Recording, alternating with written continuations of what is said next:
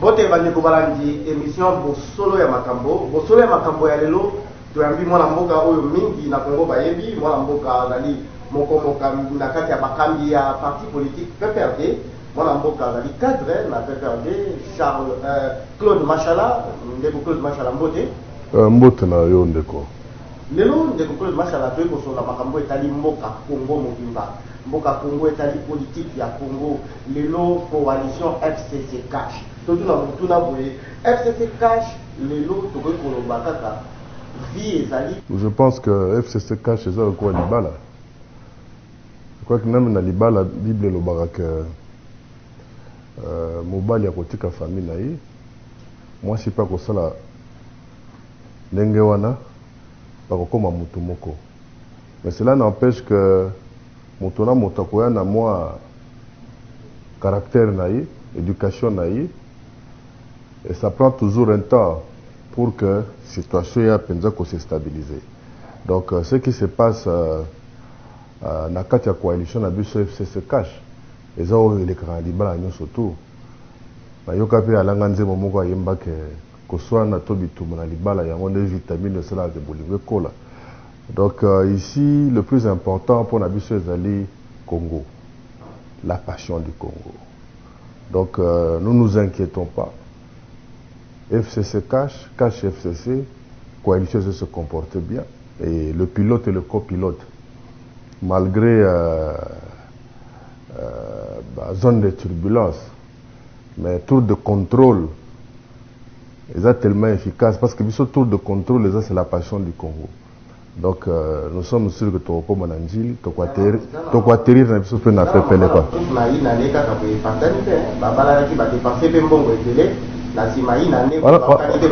Voilà ma bala commission. Oh libala ya yo moko moni penda mwasi pa moni penda mobali.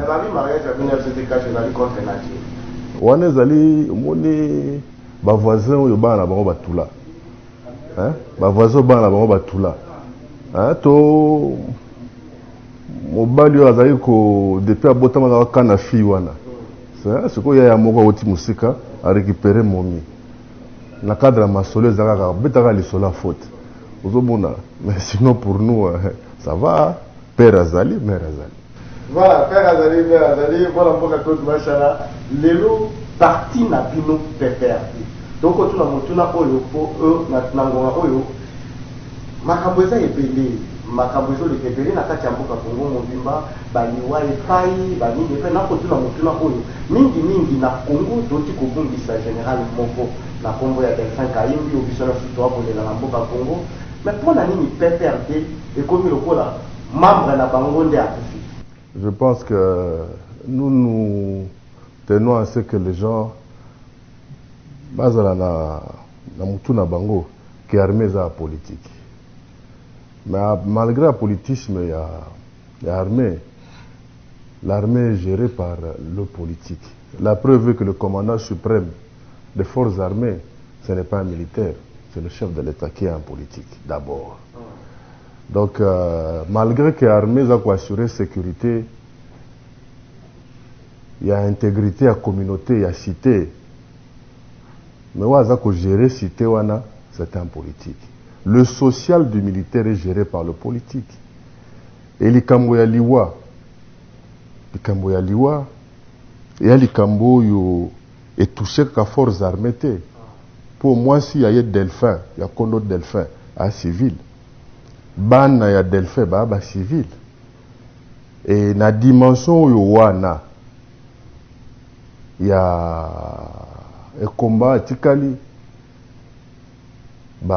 bitiko ya tiki, bandeko bazoki na mitema, nde yango biso totomboli loba tolobi boye, et loba mokonzi ya mboka ye moko, omoni ndoki belela. Tolobi ke ekozala malamu. Enquête oyo mbula matali asa asili ko décider. Enquête ye moko mokonzi ya mboka asila ko pesa ba instruction. Malamu esalama na lombango, vérité eyebana pour que kimia ezala effectivement na mito ya bato po to lembi spéculation. Je crois que ezalaki na mwana mobali moko yende abandaki aza moto a PPRD te. nakotanga kombo na été parce que je crois que Nicolas azana bentero mingi na ko déranger bongo na ye. Et ye moto bandaki biso to koti na lokolo wana te. Delphin Kayimbi aza mwana mobali oyo ayaki na musée. Mboko eza libéré lelo démocratie lelo ata yo vandi wana oyebito sur la politique avant musée wa comme ça émission à boité. Voilà que Delphin parmi ceux-là ko ba sacrifier ki bolenge na bango ba commettre ki ça. To boité Delphin mutako tondi sa cimetière te. Mais liwa ya mbala kata ata na famille oyo bakumisaka Yesu bazanga okanga tango na mosando kite. Alors il faut tout luka tout est la vérité. Donc c'est une opinion normale. C'est ça. C'est basali communiquer kaka moko. Pour la minute vous kende kotala mwasi ya Delphin bande kwa Delphin tandenge ya mopanzi. Non, justement, ce qui est tangi na li memia communiquer na biso. To pesi confiance na biso total na justice ya mboka. To pesi confiance na biso total na mokonzi ya mboka qui d'ailleurs c'est lui le premier touché parce que le commandant suprême ya armée. C'est son chef de renseignement militaire Mutakofi. Depuis que le marché nous la teke banquette ya mboka o ezali qui peut faire des bova na bobi banquette ya mboka o comme on a sukati. Ya ngobino bomoni bobi te o ya za moto na biso na ti banquette e ko komate biso to tele matolo.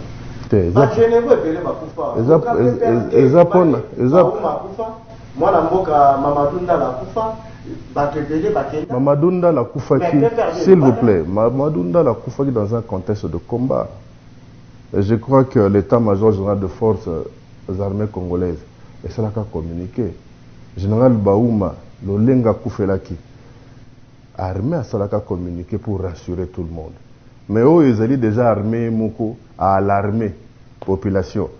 Donc je ne sais pas, c'est à croire que le fait que peut perdre, ils à Kabila, le kola batomo susu, soka la moke na tongo, avant sokola monoko na ye, il faut finir nos Kabila. C'est pourquoi ça dérange. Je pense que nous n'avons pas pour droit que nos devoirs. Tous à peine à droit, il y a quoi émettre point de vue na biso. Librement, sans toutefois offusquer la loi. Et c'est ce que nous faisons. Ce n'est pas comme les autres qui profitent de n'importe quelle opposition, macabre soit-elle, pour chercher à faire la une. C'est aux abotouans d'éducation à nate. Moni, toi abattoir les mêmes, toi ma colisa ma belle, toi au ben attitude à mon kondi na biso. Mon kondi ça c'est là quoi bisa biso cœur. Il faut biso banso. Tout soutenir Mokonzi Mboka. Il faut biso banso na 2030 tous à la acteur. Il y a émergence oh yo tongo me dit pourquoi tous ko sambela que na 2030 et il y a le reste ngala zo benga comme la corona politique. C'est ça. Voilà pour tout machallah, le reste du monde a du corona politique na partie na yo perdu. PPRD oyo lelo toyebi mokambi na bino ozali mwana mboka Shadari ete koleka mikolo tozongi na mwasi mandambu yo lobi ezaka bato nyonso bakala komona lokola ezali PPRD seke eza ya Kabila seke Kabila atali po seke mais bote koloba ate koloba mikolo eleki soki basimbi moto songolo tokoparalyse makambo nyonso yango wana bato bango mokobanga bato mpona nini PPRD ekomi kolela kaka moto oyo ye akufi lelo Delphin Kayimbi ekomi ya bango. Il y a féliciter Mokonzi Mboka pour la gratuité de l'éducation. Tant que Ramazan et Sadar alobaki en français. Peut-être le français est le kakabato. Tellement que ton comité n'a pas inondation, na katambo yo, tozo monango normal. Français ya lobaka lo poto na mo le kakabato mosusu. Yango wana omoni balukaki yo balukaka bakanga liloba na paralysité. Kamata phrase wana zobiso na contexte ya lobela ki dossier ya Albert Yuma rien que le la présomption d'innocence est un droit et non une faveur. La preuve est que il est le OK bakanga bato na likamba 15 millions OK bakanga bato Mais voilà, mais il y a 200, il y a mongo, il y a saut de mouton. Il y a un autre monde bateau, il mouton. Il faut bateau à saut de mouton, bali à mouton. Ndenge to liaka mouton na kapela wana. Ozomona. Donc Neko Shadari atikala koloba maloba na nzelo wana te. Eza obe bateau wana. O balukaka kotia songi entre mokonzi ya mboka na biso ba IPPRD, entre mokonzi ya mboka na ye Emmanuel Shadari wa azaka pe candidat à la présidentielle lokola l'actuel chef de l'État, entre biso bakabiliste na baoyo soit batrahisa biso ou soit baoyo batikalaka jamais kozala longo na biso. Donc c'est ça le deal. Donc le reste c'est na otu koloba corona politique. OK. Lelo otu kobeta masolo oyo ya consomption d'innocence des alliés droit, des alliés faveur. Lelo bandeko oyo lobi wana ya saut de mouton. To moni ba konzebele ba kandebele ya bandeko zo ba simbi saut de mouton baza na kata makala. Moussala wana ya ba saut de mouton to ya 100 jours yo omoni ya mbokoyo. Et donc moi na Congo et donc politique ya mboka. Moi je pense que franchement le chef de l'État peut-être na souci na bolingo ya zanango ya mboka na souci ya koluka que rapidement Congolais vivre dans les meilleures conditions, nde acceptaki ko luka kosala manso wana en 100 jours. Mais moi dès le départ j'avais dit que c'était assez osé. C'était assez osé, même basso de mouton, je pense qu'il fallait cibler 2 ou 3 endroits. Et kosalango de manière échelonnée. Mais je comprends, il a voulu, mais les hommes n'ont pas suivi. Les hommes n'ont pas suivi. Parce que j'ai été, par exemple, je dirais, de voir, il y a juste 3 ou 4 jours, oh non, bah, autour de la pause, il y a première pierre, il y a lancement, il y a construction de maison préfabriquée dans Mbujimaï, par exemple. Ozomona, c'est des choses qu'on aurait dû éviter. Mais je pense maintenant qu'il a un gouvernement. Puisqu'à l'époque, quand il l'a fait, il n'avait pas de gouvernement. Il avait juste son cabinet. Et maintenant qu'il y a un gouvernement, le gouvernement il a aussi la projection. Et il y a une démarche tout à fait scientifique, quoique politique dans sa présentation, qui va faire que eloko na eloko yokobimaka lobi na monoko mokonzi mboka esalema na ndenge longo bani na timing oyo ezali réaliste et réalisable quoi. C'est lelo bato nyonso bakangami bana boloko elakisami bangonde bayibi mbongo ya 100 jours to esengi bazuzi bayoka bango et puis baleka na procédure normale pour lelo bakangami bana procédure nini te mais mauvais na makala. Tu vois, on a besoin de détention préventive. C'est pour faciliter les enquêtes. Et je crois que le moment venu, c'est où il y a des circonstances atténuantes. Banda. Comme aussi, il y a des vrais coupables qui continuent à circuler librement. Et pour la plupart dans des grosses limousines et de grosses 4x4. Mais les vrais coupables, non, bayebani papa, bayebani na nanga ibi bangote. Kamata micro baladeur na yo. Comment on a rompu Victoire? Hein? Kamata micro baladeur na yo. Mais moi on a 10e rue. Je crois que la 10e rue apparemment baza la documentation. Parce que bango ne va pas informer la population tongo midi pourquoi. Mais ils ont été botanga komba mutu kaka benanko pour te yebi ba komba ba otanga ka. Ils ont kotanga komba mutu pour na kanda. On vit dans lobby présomption d'innocence. C'est un droit et non une faveur. Voilà. Moi je pense que quand on est innocent, pas de monter mais faut beto quoi monde d'abord. Si on monte comme trop agité, hein? Même moi si na bilobela, famille bilobela, hein? Et comme attend la balabala soka leki mutu a se kanye makambo ya ndenge monsieur a raté balle il y a siliki non na mon petit botonga ngaite. Donc soka bon mutu comme ndengona, hein? Et ça on colle donc bon. On a mon akine, hein? Il y a la vie mon quartier. Alors que les solo non, il paraît moi na mon 16 ans à 6e. Mon vient à très agité. oh bazwa ki onde ini ah vraiment bano vraiment hein oh kutu lobby moi na ba akoloba lobby oh ki oh via ça asa attention via ça attention pour asa attention pour ani yim tabela ka attention te trabala mikete bo benda ka bulu ka mbala mongo ouais machallah zéro la boule pour moto ceux qui ont un problème te akozala côté maduku du côté lelo to betape li solo mokonza mboka ko tambola mwa mingi ko bima mokonza mboka libanda ya mboka Congo ezo mema nini na Congo to ko gagner nini selon yo lelo ki sasa lelo Congo lelo so ki pera bimi na tongo te oye bakate comment va pera bimi soit mera chema est déjà badi na moto pas pera ozonga na sachet Ozo mona, c'est aux la race sachet. Père il faut abîmer. Avant on apparaît tout à la TV. Non, c'est bien qu'ils sortent. Et c'est une diplomatie, quoi que Nazali totalement d'accord entre autres la prise de position, par exemple par rapport à l'État d'Israël. Voilà, personnellement, on est d'accord parce que moi je suis la vie, le quotidien du peuple palestinien. Je suis ça.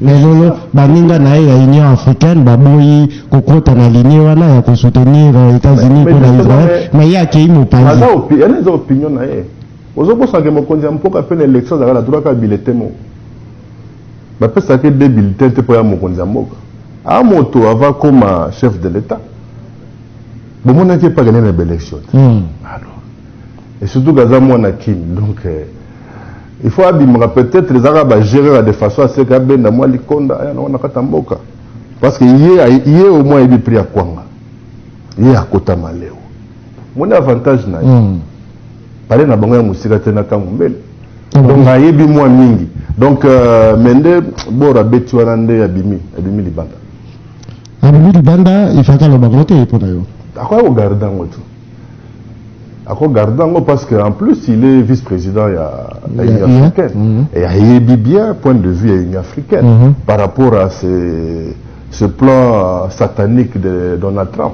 il bien bien. Nous toujours bangati occupation to ingérence aux États-Unis na makambo biso surtout en République démocratique du Congo. Je pense que plus jamais bakobomaka le solo Lumumba.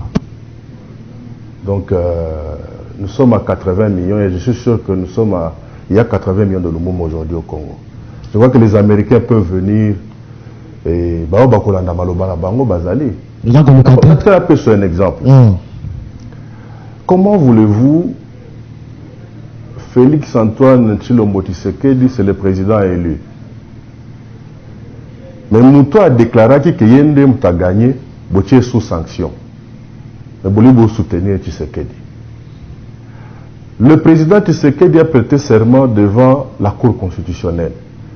Mais le président de cette cour, devant qui il avait prêté serment, est sous embargo. Donc, il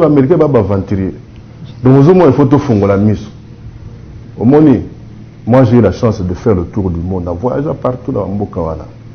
Si vous avez les États-Unis, non. Babara Lumumba, vous voyez bien. Babara Moussé Laurent Désiré Kabila. Et Bangonde Basanara que Mobutu a barré Pierre Moulili. Vous doit comprendre. Photos en Abango, Pongi Angouma. Olobi. Mais tous les Lumumba sont condamnés à mort. Les 80 millions de Congolais. Et peut-être au Kanisi que Narobango Kotan à Combo. Il dit bien que Joseph Kabila Kabangi est dans leur viseur. Qui ne sait pas que c'est la tête de Joseph Kabila Kabanga qu'il cherche. Il y a un tel bango. Na Kingakati peut-être Azara, Kabila Azara Moko. Mais avant Kingakati, ou autour de Kingakati, Kabila va ébélé, Bakoma ébélé. Et la stratégie était que Félix Pembena Bongo pour na Kabila et que plus ça aussi Kaina Kabila, Bakana sous-souté, Mbutu Mbutu Kota na Kinshasa tout na Congo. Est-ce que ba fonctionnaire ba Kemba na Mboko yo? Ba fonctionnaire.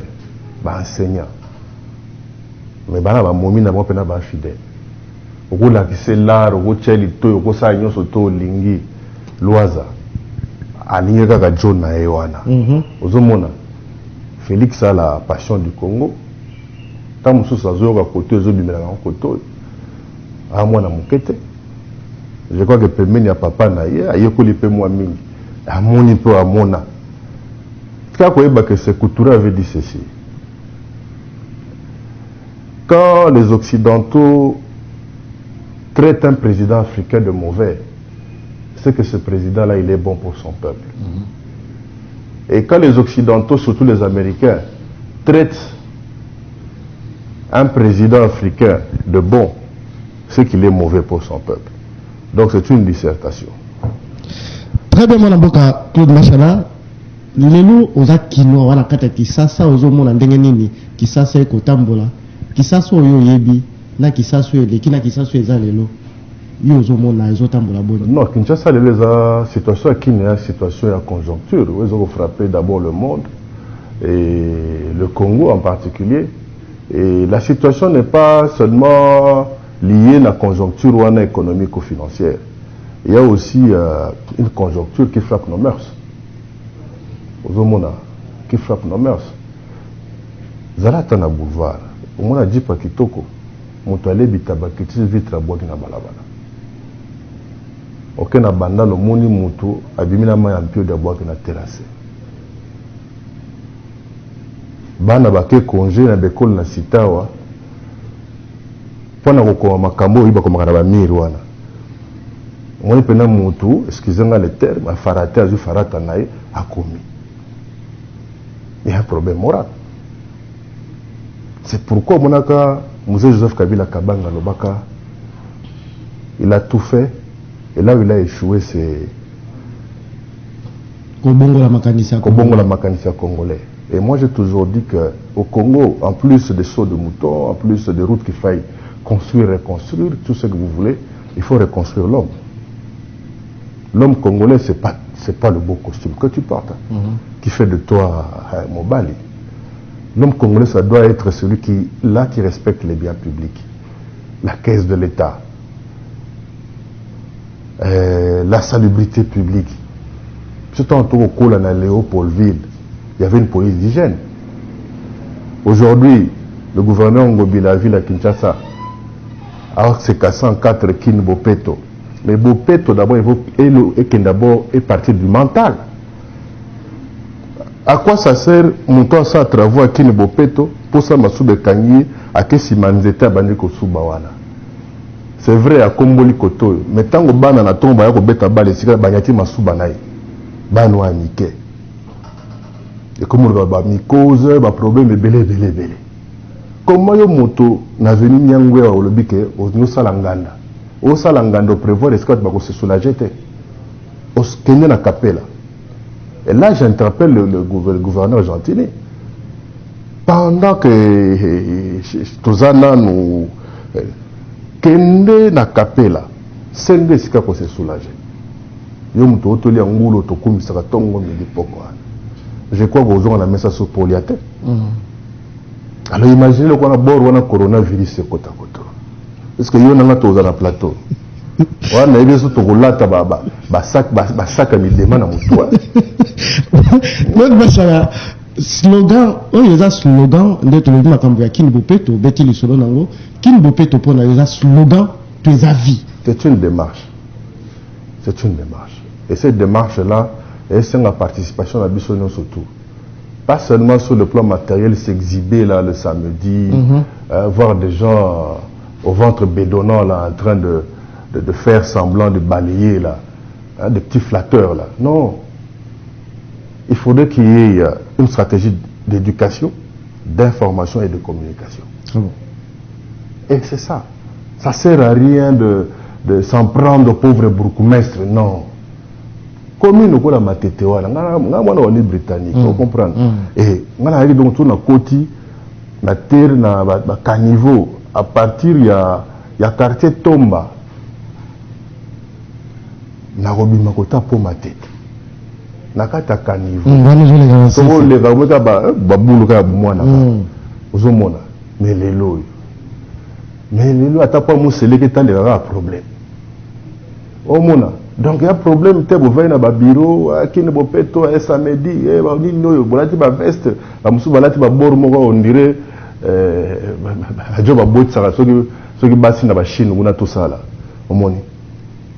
donc c'est pas ça, c'est pas l'exhibition. Il faudrait prendre ça au sérieux. C'est une révolution. C'est une révolution. Parce qu'on était tous dans la saleté. Oui, bah, parce que nous sommes beaucoup, na butu, au CP là. Mais si on les gars na moi, ils ont baillé. Si on a vendre biscuit, on vend na butu au boya. Et on a qui ne c'est une révolution, c'est une culture que l'on doit se greffer nous-mêmes. Et pour cela, j'insiste, il faudrait qu'il y ait des campagnes d'éducation, d'information et de communication. Toutes les pandémies qui s'annoncent là, des épidémies, ainsi de suite. Nos enfants, moi, na makodi na mutu, banini, bon. Aucun de là qui n'a pas entré à côté qui dit ces alaki, poto, mutatumbi, badendo, a mesa na kati ya poto ateka. L'État a démissionné pour l'État l'État a yonanga. L'État a yonanga. Du moment que yo leo yebisanga na cha mupanzi, tango ye na résister, mbota lekasu toleka. Ozomona. Donc je crois que obi Félix Tshisekedi ana mukua, le loba bina saiko, bana mozano président hier mboko. Au comme la sakombi ya handicap. Avant phase. Bonjour Charlotte, comme la souka émission, l'ilobano ya souka pona lelo ba congolais ba retenir na mboka Congo, lelo mboka oyo lelo batu nyoso bazo le lampiaka, batu nyoso mbongo ezate, batu ba kombiloko emati, dollar emati, eloko nyoso tu mabe, batu ba ko futa mate 3 mois impayement koto 4 mois ngambo okoloba nini. Ils vont autofuta binote. Population ana ils vont payer bino. Nazolo bana ba congolais babundi bani voilà wa bien nalo baboy nalo bake mpiaka zampiaka donc na gauche to balika mususu tena na flatter te mokate penda na mboka omoni penda ke mpio di ba mokata ngo ande 3 morceaux hein soso komi kosomba makolia ma pièce détachée omoni soso penda bolo so le mona mela bana soso mobimba donc aucun wenzo somba soso en pièces détachées hein kingo kotoyo moi lokolo kotoyo yo moko zonga na parler au monter soso ozomona donc soso comme na forme moko boy on dirait libata on dirait corbeau on dirait soki nini mais to le kaka ozo comprendre c'est fille buto da kate za na mboka mpiaka ezali donc au mona penda que mikolo kira ma lobo somo obi ke basala penda kobel tia dinibo mais malgré ça ma lobo donc mokate ezali mpia kaeza makasi ya wana c'est normal que chef de l'état mo ava na bureau eza te fabi magalu kakaluka faut azonga na sachet pour pas mbater 2023 aux amobulu pour na ye vous comprendre or biso to lingi ke simba il n'est pas contribué à la marche autolimite comme en émergence. Mais dans les situations actuelles, il y a un bateau à saut de moutons. Il faut qu'il y ait un mouton. Congo Panorama, votre magazine d'actualité est à nouveau dans vos bacs avec son numéro 36, le tout premier de l'année 2020. Demandez votre magazine et découvrez vos rubriques coopération et diplomatie avec les activités du chef de l'État au pays ACP et la rénovation de la CEAC, le retour de Bruxelles à Kinshasa, actualité avec la prise de fonction de nouveaux hauts magistrats, les succès des FARDC au fond de l'Est, politique, le FCC raffermit ses bases pour 2023. Élisée Mounemboué et l'ARC en action pour 2023 ou encore ceux qui ont marqué l'année 2019.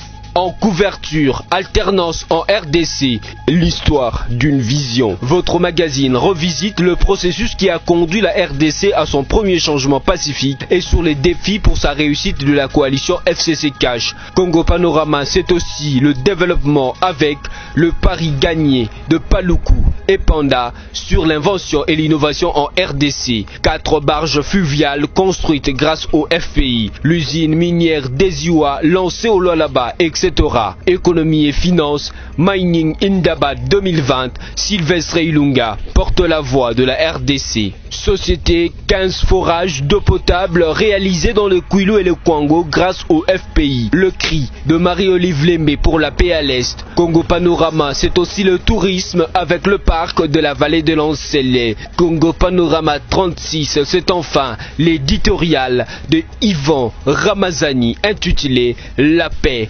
L'éditorialiste scrute la vie nationale et fort de l'alternance réussie au sommet de l'État, invite ce compatriote à l'unité, la concorde et la paix, seul socle d'un développement efficient. Congo Panorama, s'investir pour un Congo émergent. Congo Panorama, l'actualité à votre portée.